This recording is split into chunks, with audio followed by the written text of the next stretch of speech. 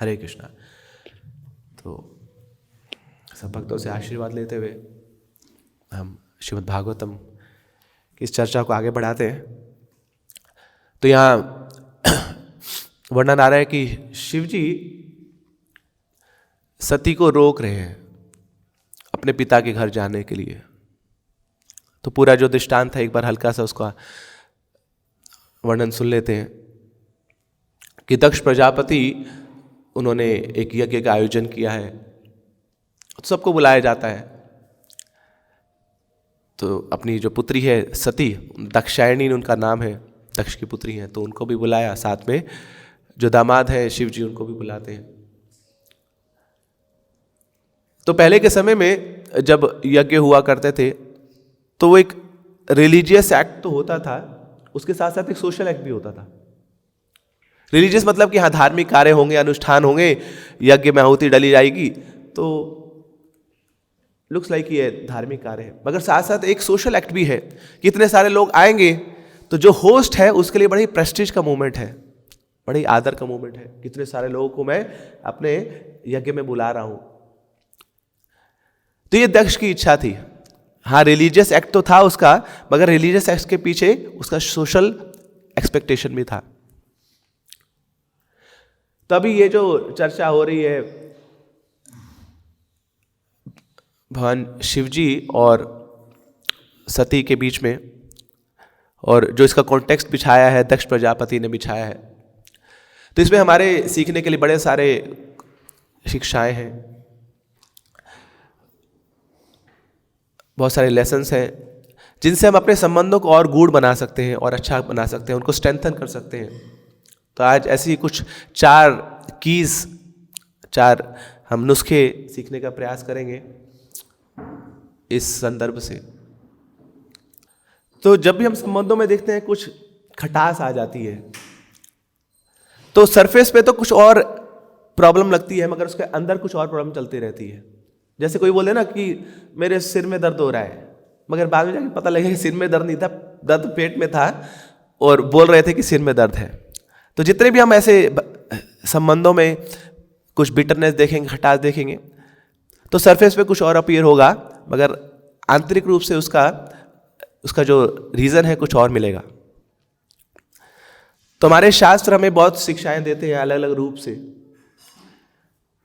Scriptures को बताया जाता है दे आर ऑल गुड, हमेशा अच्छे होते हैं शास्त्र। कई बार वो बुरी चीज़ों में अच्छाई दिखाते हैं, कई बार अच्छी चीज़ों में अच्छाई दिखाते हैं। Sometimes they show good in bad things with bad examples, sometimes they show good things in good examples. तो हम सब की अपनी अपनी डिज़ायर्स हैं और अपनी अपनी लिमिटेशंस हैं। तो कैसे अपनी डिज़ायर्स को हमें एड्रेस करना अपनी लिमिटेशंस में, ये शास्त्र हमें सिखाते हैं अलग अलग कथाओं के माध्यम से। तो स्क्रिप्चर्स हमें बताते हैं कि आप जैसे किसी कंफर्टेबल पोजीशन में है अभी, जिसमें बड़े आनंददायक जीवन व्यतीत कर रहे हैं, फिर क्या हुआ, एक डिस्टर्बेंस आएगी लाइफ में, तो हिलने लग जाएगा, संबंधों में थोड़ी तकरारें आने लग जाएंगी। फिर उस स्थिति से आपको दोबारा एक स्टेबल पोजीशन में कैसे जाना है, और वो जो स्टेबल पोजीशन होगी वो ऊंची स्टेबल पोजीशन होगी, उसको कैसे अप्रोच करना है। तो जैसे हम रामायण में देखते हैं श्री रामचंद्र जी का बड़ा ही सुंदर व्यक्तित्व है, बड़े ग्लोरियस है, मगर उनसे भी ज़्यादा ग्लोरियस भक्त का चरित्र माना जाता है, भरत का चरित्र माना जाता है कि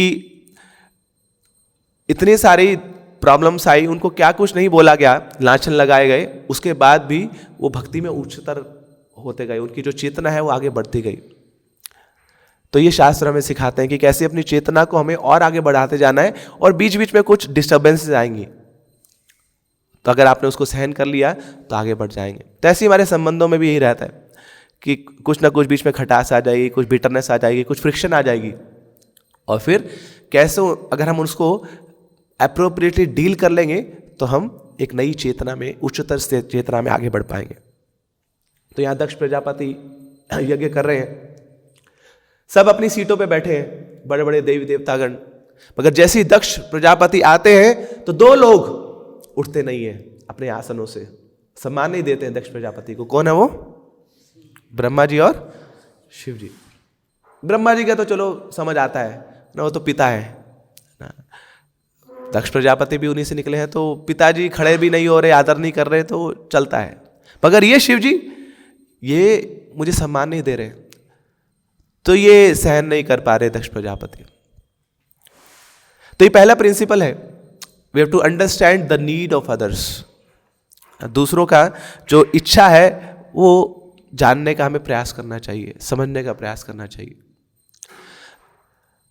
शिव जी की वैसे स्थिति बहुत ऊंची है ना, वैष्णवा नाम यथा शंभु, और दक्ष तो एक प्रजापति है बस, तो उनके सामने स्टैंड भी नहीं करते। तो शिव जी की को कोई उनके लिए कोई ये ऑब्लिगेशन नहीं है कि दक्ष प्रजापति आएंगे तो उनको उठना पड़ेगा, आवश्यकता नहीं है उनको। अब प्राइम मिनिस्टर बैठा है तो कोई छोटा मोटा मंत्री आ गया तो प्राइम मिनिस्टर को उठने की आवश्यकता नहीं है। मगर दक्ष प्रजापति क्या सोच रहे हैं कि मेरा औहदा इनसे ऊंचा है। क्यों? क्योंकि मैं तो ससुर हूं ना, तो ये तो दामाद है, दामाद की स्थिति तो छोटी होती है, तो जब ससुर जी आएंगे तो दामाद को खड़े होना चाहिए, उसको आदर देना चाहिए। तो उसके मन में ये इच्छा चल रही है, जो उस समय हो सकता है कि शिव जी समझ नहीं पाए, है ना। उनकी मन की स्थिति, जो उसकी इच्छा है दक्ष प्रजापति की इच्छा क्या है? वो ये चाहता है कि मेरा सम्मान हो, आई शुड बी रिस्पेक्टेड, और वो एड्रेस नहीं हो पाया उस समय। तो क्या हुआ फिर, छोटी चीज इतनी बड़ी बन गई। छोटा सा एक कोई बहुत बड़ा इशू नहीं है कि आप कोई आया है कोई खड़ा नहीं हो रहा, इसमें क्या बड़ी बात है। मगर इससे हुआ क्या कि आगे चल के जो यहां पे शिव जी बता रहे हैं श्लोक में कि सती देख लो, मेरी बात नहीं मानोगे तो आगे इसका इल्जाम तुम्हें भुगतना पड़ेगा, इसका परिणाम तुम्हें सहन करना पड़ेगा। क्या परिणाम हुआ? सती को अपना शरीर त्यागना पड़ा। तो एक छोटी सी बात थी, कोई व्यक्ति एक सभा में आ रहा है और दूसरा व्यक्ति खड़ा नहीं हो रहा, मगर ये छोटी सी चीज का, इसका तिल का इतना ताड़ बना दिया गया। तो पहला प्रिंसिपल ये है कि understanding the need of others, दूसरों की क्या इच्छा है उसको जानना। तो दक्ष प्रजापति क्या करने लगे, सरेआम शिव जी को क्रिटिसाइज करने लगे, उनके ऊपर लांछन लगाने लगे, अरे देखो कितना ही असभ्य इंसान है। तो पहले से ही उनके माइंड में चलता था कि मेरी पुत्री वो इतनी राजशाही है, इतनी ऐश्वर्यशाली है, और ये किसके साथ उसका विवाह हो गया? एक भंगी के साथ, जो भूत प्रेतों के साथ घूमता रहता है, जो पूरे शरीर पे अपने राख लगा के घूमता है, जो सर्प अपने शरीर पे डाले रखता है, जिसके पास रहने को घर नहीं है। तो वहां भरी सभा में क्रिटिसाइज करने लगे। किस बात को लेकर पकड़ लिया कि देखो ये कितना असभ्य इंसान है। क्यों? क्योंकि दक्ष प्रजापति आए हैं और ये उनका आदर नहीं कर रहे। जब ये सुना शिव जी ने तो निकल गए, उस स्थान को छोड़ के निकल गए। एक्चुअली बताया जाता है ना कि जब बहुत ज्यादा गुस्सा है किसी व्यक्ति को, क्रोधित हो रखा है वो, तो उस समय अगर आप समझ पा रहे हैं कि आपका डिस्कशन कुछ फायदा नहीं कर पाएगा तो क्या करना चाहिए? उस स्थान को छोड़ देना चाहिए। गुस्से का एक ही सॉल्यूशन है, गुस्से का एक ही सॉल्यूशन है, क्या है? वो समय।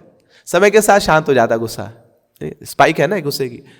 तो जैसे बड़ा क्रोधित हो रहा है, आग बबूला हो रहा है, तो थोड़ा समय दे दीजिए तो अपने आप ही शांत हो जाएगा।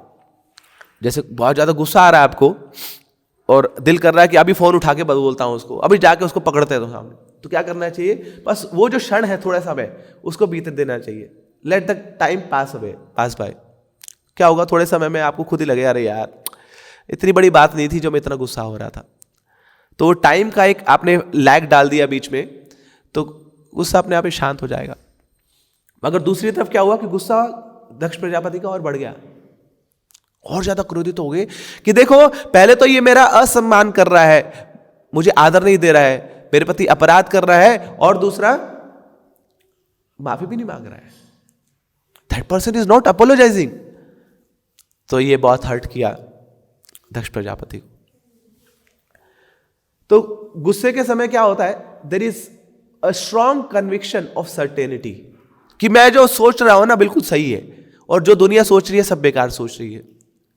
इकलौते मेरी जो कन्विक्शन है बिल्कुल सही है, मुझे पता है कि ऐसे ही हो तुम, घटिया आदमी हो तुम। तो ये गुस्से की फीलिंग्स आती हैं।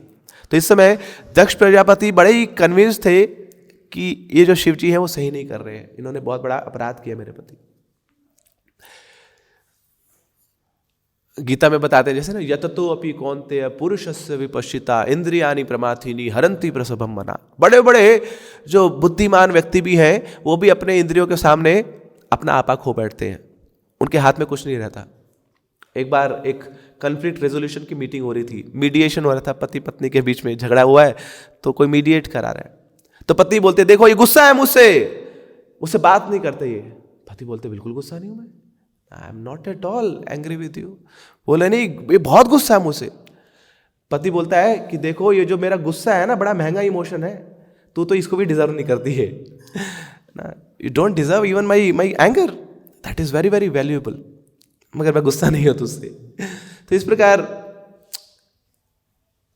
जो गुस्सा है, क्रोध है, लोग आपा खो बैठते हैं, तो सही को सही नहीं देख पाते हैं। तो यही हुआ दक्ष प्रजापति के साथ कि शिव जी जो इतने महान एक महाजन है ना, इतनी विभूति है अपने आप में, उनसे इच्छा रख रखा है कि ये मुझे सम्मान करेंगे, और नहीं मिला तो क्रोधित हो गया है।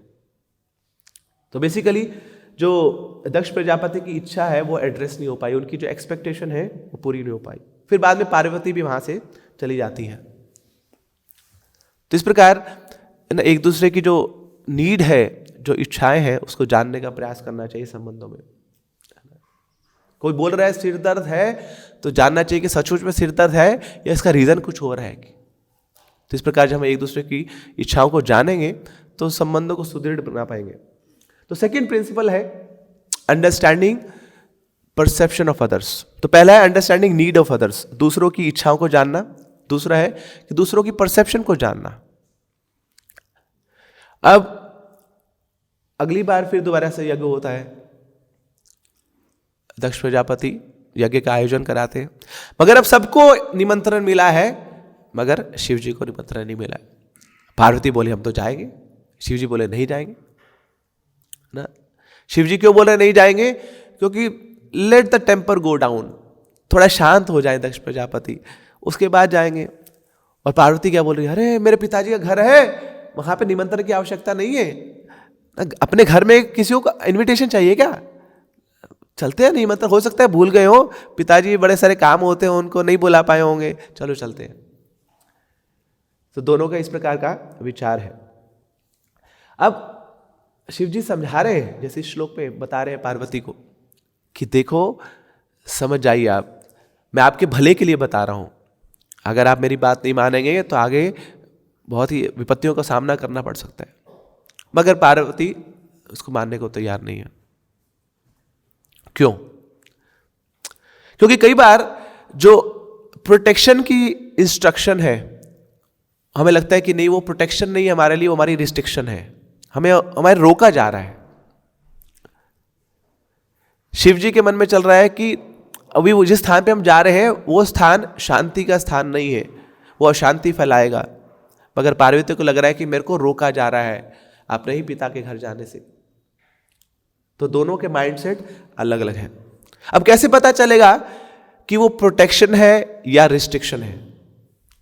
जैसे एक छोटा बच्चा है, उसको बोला जाता है कि एक परिधि है, इसके बाहर नहीं जाना है, ये घर की परिधि है, इसके बाहर अकेले नहीं जाना। तो बच्चा बोलता कितने क्रूर माँ बाप है मेरे, मुझे कंट्रोल करके रखना चाहते हैं, मुझे बांध के रखना चाहते हैं, मैं खेलना चाहता हूं, बाहर पार्क है, बाहर सब मेरे दोस्त लोग हैं और मुझे यहां पे बिठाया हुआ है। ये मेरे सच्चे हितैषी नहीं है। जबकि माँ बाप जानते हैं बाहर कितने बड़े बड़े डेंजर्स हैं, विपत्तियां हैं, कितना भयानक है ये शहर, ये संसार। कौन बच्चे को उठा ले जाए, कब वो बेचारा गिर जाए, कब एक्सीडेंट हो जाए, अकेले नहीं जाने देंगे उसको। तो माँ बाप सोच रहे हैं कि मेरा बच्चा बड़ा हठी है, और बच्चा सोच रहा है कि मेरे बाबा बड़े क्रूर हैं। दोनों की परसेप्शन अलग अलग है। माँ बाप प्रोटेक्शन देना चाहते हैं और बच्चा सोच रहा है कि मेरे लिए रिस्ट्रिक्शन है। तो दोनों को कैसे समझा जाए? अगर कोई इंस्ट्रक्शन हमें दी जाती है, कोई आदेश दिया जाता है कि हमारे लिए प्रोटेक्शन के लिए है या रिस्ट्रिक्शन के लिए। जब बच्चे को बताया जाएगा कि अरे बाहर बहुत खतरा है, तो जब उसको ये परसेप्शन दी जाएगी डेंजर की, तो समझ पाएगा कि नहीं नहीं बड़ा खतरा है बाहर, तो उसको स्वीकार करने के लिए वो तैयार हो जाएगा। कई बार हम जो चीज देख पा रहे हैं बाहर के लोग नहीं देख पाते हैं, दूसरे लोग नहीं देख पाते। What is obvious for me may not be obvious for other people. होता है ऐसा कि जो मेरे को लग रहा है कि बिल्कुल सही है, बाहर वाले लोग बोलते हैं अरे नहीं इतना घटिया काम कर रहे हो, सुधर जाओ। तो जो मेरा विजन है वो कई बार बाहर वालों को बड़ा अटपटा लगता है। तो इस प्रकार जब रैशनल समझाया जाता है कि ऐसा कार्य क्यों किया जा रहा है, तो चीजें स्पष्ट हो जाती हैं, क्लियर हो जाती हैं। तो रादर देन लेबलिंग पीपल कि ये ऐसा है, क्या करना चाहिए? जो आप इंस्ट्रक्शन दे रहे हैं, जो आप कार्य करने को बोल रहे हैं, उसका रैशनल समझाना चाहिए। So understanding the perception of others. तो पहला क्या है? Understanding the need of others, and second understanding the perception of others. अब पार्वती के लिए तो वो अपना घर है, मगर शिव जी के लिए वो स्थान पुरानी लड़ाई को और बढ़ाने वाला स्थान है, वो तो युद्ध स्थली है, वो घर नहीं है। तो इसलिए शिव जी मना कर रहे हैं। तो जो हमें दिख रहा है कई बार वो दूसरों को दिखता नहीं है, तो इंस्ट्रक्शन के साथ साथ उसको समझाना भी आवश्यक है कि क्यों ऐसा किया जा रहा है। सिर्फ यही बोलना कि मेरी बात नहीं मानी जा रही है ना, मुझे बांध के रखा जा रहा है, लोग इस प्रकार का रिएक्शन देंगे, उससे पहले आप जो कार्य उनसे कराना चाह रहे हैं उसको एक्सप्लेन किया जाए, उसका रैशनल दिया जाए। सो आप आपकी जो परसेप्शन है अगर आप वो शेयर करेंगे तो फिर कॉन्फ्लिक्ट को कम किया जा सकता है। तो ये सेकंड प्रिंसिपल है, understanding the perception of others. तीसरा principle, understanding the vulnerability of others and to use them not to hurt them but to uplift them. हम सबकी अपनी अपनी कुछ नाजुकताएं हैं, कुछ कमजोरियां हैं, तो हम उसको शेयर नहीं करते किसी के साथ। अब देखिए पार्वती जब वहां पे गई शिवजी के मना करने के बावजूद, तो पार्वती की जो बहनें हैं, जो उनकी माता है, उन्होंने बड़े अच्छे से उनको रिसीव किया कि देखो बेटी आई है। मगर पिताजी तो बिल्कुल निग्लेक्ट कर दिया उनको, नो अटेंशन एट ऑल। और जब ये बिहेवियर देखा पार्वती ने अपने ही पिता का, तो टूट गई।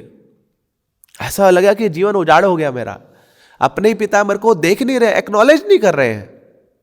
तो ये सहन नहीं कर पाई पार्वती। तो एक्नॉलेजमेंट नहीं मिलना, वो भी अपनों से, वो तो बड़ा ही घातक होता, बड़ा ही आघात सा हर्ट किया, बड़े चुटीला लगा पार्वती को। क्या थे पिताजी? मौन थे, शांत थे, बस कुछ बोल नहीं रहे।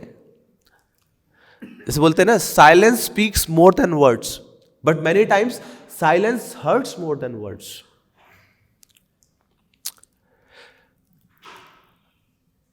हम सब की अपने संबंधों में अलग अलग एक्सपेक्टेशंस रहती है। कोई दुश्मन है तो पता है कि ऐसे बिहेव करेगा, तो उससे शॉक नहीं लगेगा, हमें झटका नहीं लगेगा, पता है इसका तरीका यही है मेरे साथ बात करने का। मगर कोई अपना व्यक्ति जब आपको सपोर्ट ना करे तो झटका लगता है, धक्का लगता है। अरे इससे तो मेरी आकांक्षा थी, इससे तो होप थी, और ये भी मेरा साथ छोड़ गया।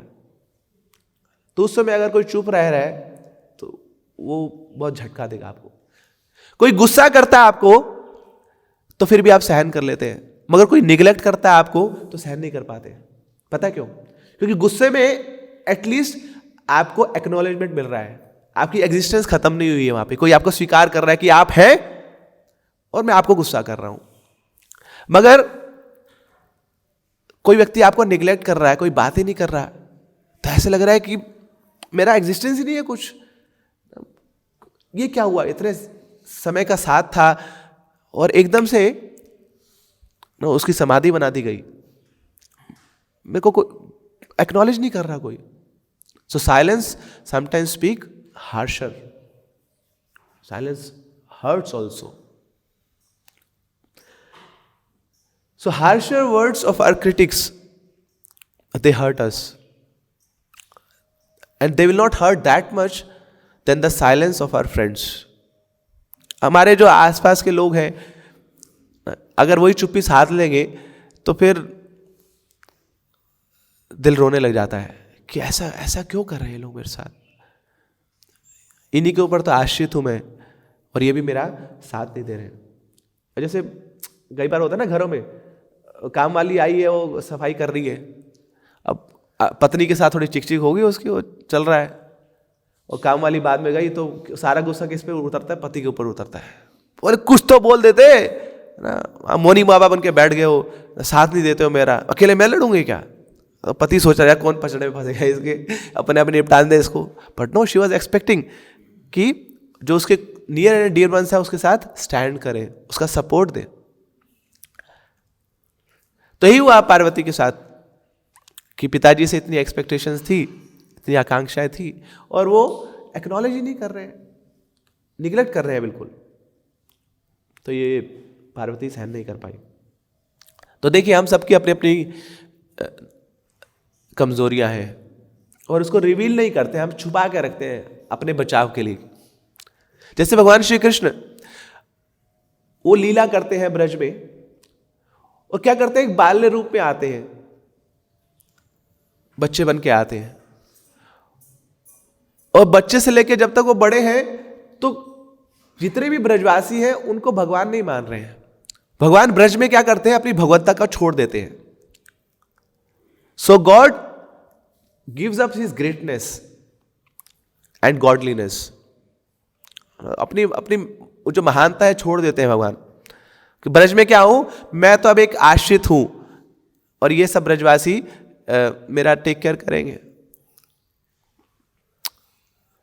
तो सब ब्रजवासी जान गए कि इसकी कमजोरी है। कमजोरी क्या है? ये भूखा है, ये प्रेम का भूखा है। तो क्या करते हैं, भगवान को आकर्षित करने के लिए प्रेम देते हैं, जो जिसको चाहिए वो दे दो तो वो सेटिस्फाई हो जाएगा। तो भगवान को संतुष्ट करना है तो क्या चाहिए उनको? हमको कुछ और नहीं चाहिए। बच्चा खो जाता है मेले में तो उसको आप खिलौने दोगे चुप नहीं होगा, टॉफियां दोगे चुप नहीं होगा, क्या चाहिए उसको? मां चाहिए, तभी संतुष्ट होगा। ऐसे ही भागवत में वर्णन आता है, मन्ने धनाभिजन रूप तपशुतोजस स्तेज प्रभाव बल पौरुष बुद्धि योगा नाराधनाय भवंति परस्य पुंसो भक्त्या तुतोष भगवान गजयूथ पाया। ना कोई ऐश्वर्य नहीं चाहिए भगवान को, वो तो सब है पहले उनके पास, पूर्ण मात्रा में है। ऐश्वर्य से समाग्र से वीर से साशिया। क्या चाहिए उनको? भक्त्या तुतोष भगवान, है ना, भक्ति दे दे हम भगवान को, उससे संतुष्ट हो जाते हैं। तो भगवान अपनी भगवत्ता छोड़ देते हैं ब्रज में। तो इनकी कमजोरी है, उनको प्रेम चाहिए, प्रेम के भूखे हैं वो, प्रेम पुजारी बताया जाता है ना भगवान को। तो हम अपनी कमजोरियां बताते नहीं है। भगवान ने तो रिवील कर दी अपनी कमजोरी, मगर हम बताते नहीं है। तो इस प्रकार जब हम दूसरों की कमजोरियों को समझते हैं और फिर उसको ऊंचा बढ़ाने के लिए उसका उपयोग करते हैं, ना ही उसको हर्ट करने के लिए, तो व्यक्ति बिक जाता है उस व्यक्ति के लिए। जब जिस चीज की आवश्यकता है वो दी जाए तो व्यक्ति पूरे आजीवन आभारी रहेगा आपका। जैसे कोई आपके घर आता है, आप उसको पानी का गिलास देते हैं तो धन्यवाद बोलेगा आपको। मगर कोई ऐसा व्यक्ति ना जो बड़ी धूप में आया है, बहुत पसीना बहा के आया है, गला उसका सूखा हुआ है, उसको पानी दे दे आप, है ना, तो आपको देवता मान लेगा वो। क्यों? क्योंकि उसकी नीड है, आवश्यकता है। ऐसे ही कई बार लोग हम पे ट्रस्ट करके अपनी बातों को, अपने हृदय को शेयर करते हैं, हमारे साथ रिवील करते हैं। तो अगर वो व्यक्ति मैच्योर नहीं है तो क्या करेगा? वो जो कमजोरी उसने बताई है उसको एक्सप्लॉइट करेगा, उसको ब्लैकमेल करने के लिए, उसके ऊपर अपना आधिपत्य जमाने के लिए, उसको कंट्रोल करने के लिए, उसको अपने पैर के नीचे दबा के रखने के लिए। तो क्या करेगा वो व्यक्ति? आपसे दूर भाग जाएगा, कोसों मील दूर भाग जाएगा कि देखो मैंने इसके ऊपर इतना विश्वास किया और इसने विश्वासघात किया। मगर उस समय अगर आपने उसको सपोर्ट कर दिया, उसके जीवन में कुछ कंट्रीब्यूट कर दिया, ना कुछ उसका वैल्यू एडिशन कर दिया, तो इतना जीवन भर वो आभारी रहेगा कि देखो ये देवता है जो मेरे जीवन में आया है, मेरी कमजोरी जानता भी है और मुझको उस कमजोरी से ऊपर उठा रहा है। तो इस प्रकार हमें क्या करना है? We have to understand the vulnerability of others and help them to uplift them, not to hurt them. तो यहां पार्वती अपने पिता के ऊपर आश्रित है, उनसे भी प्रेम करती है, मगर पिता ने क्या किया, वो जो ट्रस्ट है भंग कर दिया। तो गहरा आघात हुआ पार्वती के ऊपर, वो बिल्कुल उजड़ी हुई, कंप्लीटली डेसोलेटेड फील कर रही है, अकेलापन लग रहा है उनको। देखिए, अकेलापन तब लगता है जब लोग साथ नहीं होते ना। आप बिल्कुल अकेले हैं तो यू विल फील आइसोलेटेड, मगर कई बार जब अपने लोग हैं उनके बीच में भी आपको निगलेक्ट किया जा रहा है तो फिर जीवन खत्म सा लगता है। जैसे मेट्रो में बैठते ना हम, क्राउडेड है, लोग बहुत सारे हैं, फिर भी अकेलापन लगता है। और सामने कोई भक्त मिल जाए ना जिसने तिलक लगाया हुआ है, कंठी माला डाली हुई है, हाथ में माला कर रहे हैं, तो बत्ती सी खुल जाती है यहाँ पे, अरे ये आ गया, भक्त आ गया है ना, डिवोटी सामने, उसका दर्शन हो गया, दर्शन में पवित्र करो ही तुम्हार गुण, तब लगता है कि अपना कोई भाई बंधु आ गया सामने, उसके साथ हम कनेक्ट कर पाते हैं उस समय। तो यहां पार्वती के समक्ष सब लोग हैं, उसकी बहनें हैं, माँ है, पिता है, मगर उसके बावजूद वो जो संबंध है वो टूट सा गया है। क्यों? क्योंकि वो उसकी कमजोरी है, पिता से प्रेम करती है और पिता ने उसी का एक्सप्लॉइट कर लिया, उसको कोई एक्सप्रेशन नहीं दिया, निगलेक्ट कर दिया। तो ये तीसरा प्रिंसिपल्स है, understanding the vulnerability of others and helping them to support them, not to hurt them. Fourth principle and last principle, we have to understand which category people are making you fall in. जैसे ये जो दाक्षायणी है, इनको लगा कि देखो मुझे तो निगलेक्ट कर रहे हैं मेरे पिताजी, साथ में मेरे पतिदेव को भी निगलेक्ट कर रहे हैं। जैसे यज्ञ होता है तो यज्ञ में सारे देवताओं का जो सैक्रिफाइस है, जो आहुति है, उनके लिए अलग रखा जाता है, हर सबका अपना में एक पोर्शन होता है, और अगर वो देवी देवता वहां पे उपलब्ध नहीं है, अवेलेबल नहीं है, तो उसका जो पोर्शन है वो अलग रख लिया जाता है। मगर यहां जब यज्ञ हो रहा है तो शिव जी का पोर्शन अलग नहीं रखा गया। तो पार्वती समझ गई कि मेरे पिताजी मुझे तो निगलेक्ट कर रहे हैं, मेरे पतिदेव को भी निगलेक्ट कर रहे हैं। मगर हम सबका जो भी हम संबंध बनाते हैं वो संबंध अलग अलग स्तरों पे होता है। कुछ प्राइमरी रिलेशनशिप्स होते हैं, कुछ सेकेंडरी रिलेशनशिप्स होते हैं। कुछ संबंधों में बहुत ज्यादा अपनापन दिखाते हैं, कुछ थोड़े दूर के संबंध होते हैं। कई बार माता पिता के साथ जो संबंध है वो उसको ऊंचा रखते हैं, हम उसको हाई प्रायोरिटी देते हैं। कई बार पति पत्नी का संबंध है, उसमें लोग उस संबंध को प्रायोरिटी देते हैं। मगर यहाँ पार्वती के लिए जो प्राइम रिलेशनशिप है वो किसके साथ है? वो पति के साथ है। हाँ, पिता के साथ भी है, मगर मेरे पति को निगलेक्ट किया जा रहा है तो ये सहन नहीं कर पाई। हाँ, मुझे निगलेक्ट करने चलेगा, मगर मेरे साथ साथ मेरे पति, उन्होंने क्या बिगाड़ा? अरे वो तो संत आदमी है, उन्होंने क्या बिगाड़ा आपका? उनके साथ इतना वैर क्यों हो रहा है, इतना द्वेष ईर्ष्या क्यों है? ये पार्वती सहन नहीं कर पा रही है। तो अब क्या करेगी पार्वती? जाके पोस्टर में बैठ गई। कौन सा पोस्टर? कि अब सती होने जा रही है। बड़े मिस्टिक पोस्टर है। अब सब लोग देख रहे हैं कि ये पार्वती अपने शरीर का त्याग करने जा रही है, सब जानते हैं। पिताजी ने भी देखा मगर उनको रोका नहीं। सोचिए, कोई नॉर्मल व्यक्ति होता है, सुसाइड करने जा रहा है, तो क्या करेंगे हम? उसको रोकेंगे ना? चाहे उसको जानते भी नहीं है, कोई फंदा डालने जा रहा है, रोको भैया, क्या कर रहे हो तुम? It is our responsibility. मगर यहां खुद की बेटी वो शरीर त्याग करने जा रही है, उसको भी रोका नहीं। तो क्यों नहीं देख पा रहे दक्ष प्रजापति कि मेरी पुत्री ऐसा कृत्य करने जा रही है? क्यों? क्योंकि दक्ष प्रजापति सती को अपनी पुत्री के रूप में नहीं देख रहा है, बल्कि किसके रूप में देख रहा है? ये शिव जी की पत्नी है। उसकी विजन चेंज हो गई है। मेरी पुत्री बाद में है, मगर पहले शिव जी की पत्नी है। शिव जी ने मेरे प्रति अपराध किया है तो ये भी अपराधी है, इसको भी मैं स्वीकार नहीं करूंगा। तो एक्चुअली में पार्वती जान नहीं पाई कि दक्ष प्रजापति उनको किस नजर से देख रहे हैं। वो तो ये सोचती गई कि अरे मैं पुत्री हूं उनकी, मेरा अपने घर में जा रही हूं मैं। मगर दक्ष प्रजापति क्या सोच रहे हैं? उन्होंने उनको एक कैटेगरी में डाल दिया है। ये कैटेगरी क्या है? ये शिव जी वाली कैटेगरी है, मेरे अपराधियों वाली कैटेगरी है, मेरे दुश्मनों वाली कैटेगरी है। और इसके कारण क्या हुआ, पार्वती वो जो निग्लेक्ट था उसको पर्सनली ले गई। निग्लेक्ट था शिव जी के प्रति, मगर पार्वती को लगा कि मेरे प्रति ऐसा दुर्व्यवहार कर रहे हैं। देखिए, कई बार लोग हमारे साथ जो व्यवहार करते हैं वो केवल हमारे ऊपर बेस्ड नहीं होता, बल्कि हमें किस कैटेगरी में डाला है उन्होंने उसके ऊपर बेस्ड होता है। मतलब अगर कोई हमसे रुष्ट है तो इसके ये मतलब नहीं है कि मेरे कारण वो रुष्ट है ना। ऑल्दो उसके जो एक्शंस है मेरे तरफ निर्देशित है, बट ये मतलब नहीं है कि वो मेरे कारण है। उसके और बड़े सारे रीजंस हो सकते हैं।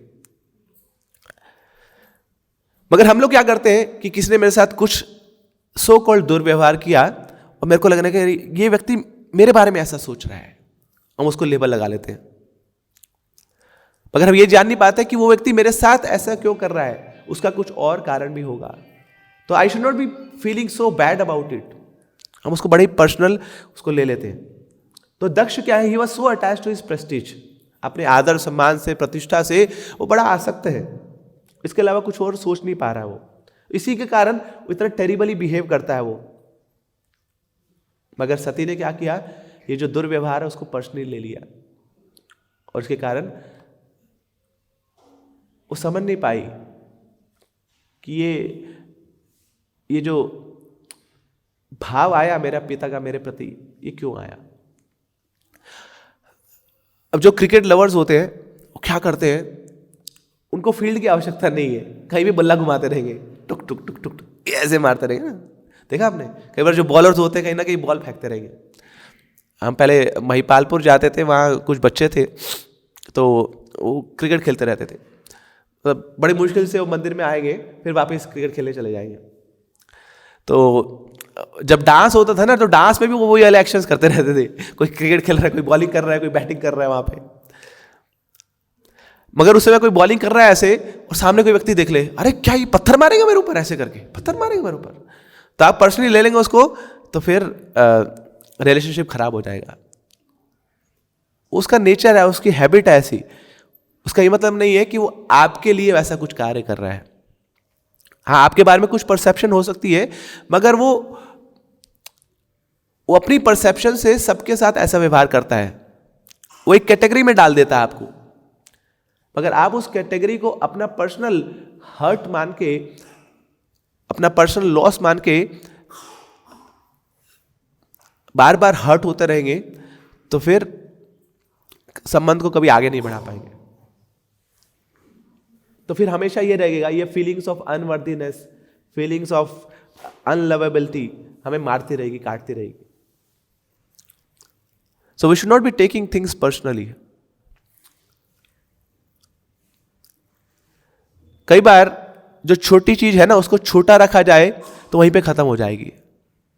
मगर बार बार अरे मेरे को कैसे से बोल दिया, हम राजा भोज, और मेरे साथ ऐसे शब्द का प्रयोग है ना, तो फिर ना वो जो युद्ध है वो लंबा चलने वाला है, उसका कभी खात्मा नहीं होगा। हनुमान जी जब मिले थे राक्षसी से, क्या नाम था उसका, शुरसा, तो शुरसा के पास ये सिद्धि थी कि वो अपनी हाइट बड़ी कर सकती है, जितने ओपोनेंट की जो हाइट होगी उससे डबल कर लेगी। तो हनुमान जी 10 फीट के हैं तो शुरसा 20 फीट की, फिर हनुमान जी 40 फीट के, 80 फीट की, 160, 320, तो ऐसे ही बढ़ाती जाएगी हाइट। और शुरसा ने क्या बोला था, देखो हनुमान, तुम्हें तभी जाने दूंगी जब अपना टेस्ट कराओगे मुझे, एक बार अपना मेरे मुख पे आ जाओ। तो हनुमान जी भी अपनी हाइट बढ़ाते जा रहे हैं। अब हनुमान जी के पास भी अनंत शक्ति है, मगर हनुमान जी को लगा अरे मेरा पर्पस कुछ और है, मैं इसके साथ लड़ने लग जाऊं, ये मेरा पर्पस नहीं है। मेरा पर्पस क्या है, मुझे लंका पहुंचना है, सीता मैया का पता करना है। इसमें मजा आ रहा है इस युद्ध में, but that is not my purpose. इसको हरा भी सकता हूं, मगर समय बहुत व्यर्थ हो जाएगा उसमें। मुझे जल्दी से पहुंचना है, लंका पहुंचना है। तो क्या किया हनुमान जी, वो जो इतनी बड़ी अवस्था थी उनकी, उससे इतनी छोटी अवस्था में आ गए। है ना, और जल्दी से गए मक्खी के रूप में इतने छोटे से, और शुरसा के मुंह में गए और वापस आ गए, बोलते बाय बाय, आपकी जो इच्छा थी मैंने पूरी कर दी, अब मैं चला आगे। So he kept small things small ना। जब आराम से इसको हराया जा सकता है तो युद्ध करने की आवश्यकता क्या है? युद्ध करना मेरा गोल नहीं है। ऐसे ही कई बार संबंधों में जो छोटी चीज है उसको वहीं पे निगलेक्ट किया जाए ना, उसको पर्सनली ना लिया जाए ना। हाँ, इसकी नेचर है ऐसी, ऐसे शब्दों का प्रयोग करना, बचपन से उसने यही सीखा है, सुंदर सुंदर संस्कृत के शब्द बोलते हैं जब उसको चोट लगती है तो ना, तो ये उसकी आदत है। तो why I should be taking it personally, let it go. So keeping small things small. तो पर्सनली नहीं लेंगे तो फिर संबंध में आगे बढ़ पाएंगे। तो फाइनली सॉल्यूशन क्या है इन संबंधों को डील करने का? देखिए, हमारी क्षमता बड़ी कम है, बड़ी कमजोर है। क्यों? क्योंकि हम छोटे से एक जीवात्मा है, केशाग्र से शतभागा से। मगर यही हमारी जो तुच्छता है, यही हमारा सबसे बड़ा सॉल्यूशन भी है, सबसे बड़ा हथियार भी है।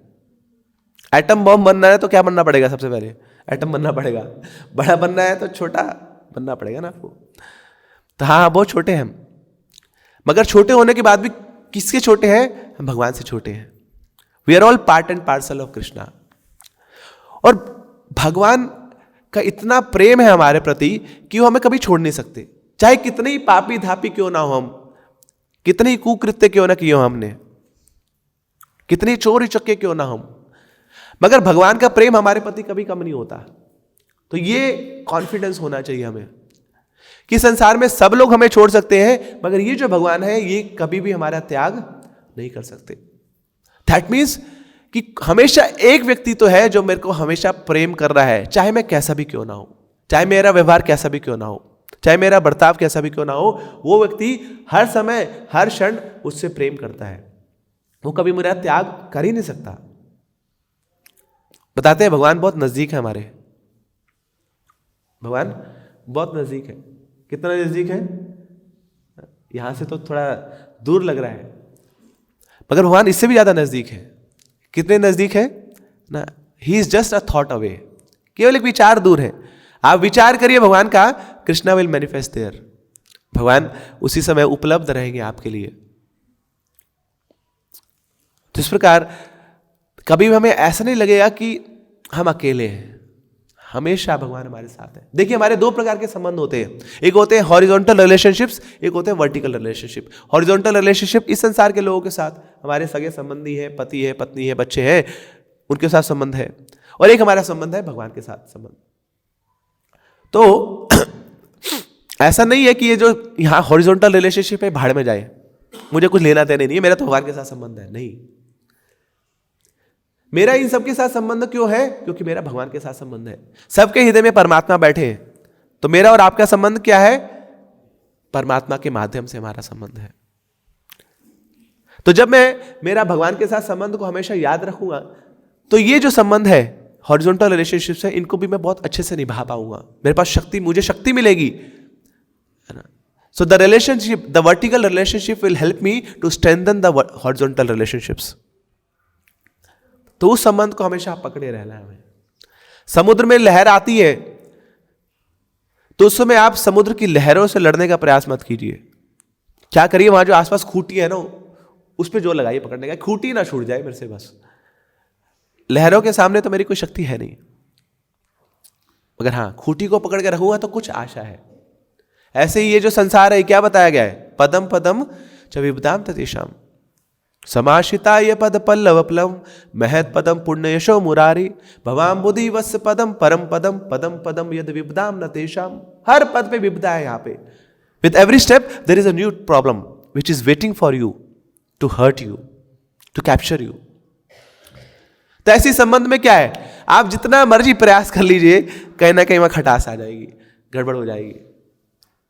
मगर हाँ, एक संबंध को हम कस के पकड़े रहेंगे कि मैं तो भगवान का दास हूं, उन्हीं का ही पार्ट एंड पार्सल हूं, तो फिर भगवान शक्ति देंगे इन सब संबंधों में भी ये जो प्रिंसिपल्स हम डिस्कस कर रहे हैं इनको अपनाने की। तो फिर हमारे जीवन में मैच्योरिटी आएगी। उस मैच्योरिटी से हम फिर ओवर रिएक्ट नहीं करेंगे और फिर छोटी चीज को, छोटी कन्फ्लिक्ट्स को छोटा ही बना रहने देंगे, और फिर हमारी गाड़ी बड़ी स्मूथ चलेगी। हरे कृष्णा। श्रील प्रभुपाद की जय। ग्रंथराज श्रीमद् भागवतम की, जगत गुरु श्रील प्रभुपाद की, पिताई गौर प्रेमानंदे। हरे कृष्णा। श्रील प्रभुपाद।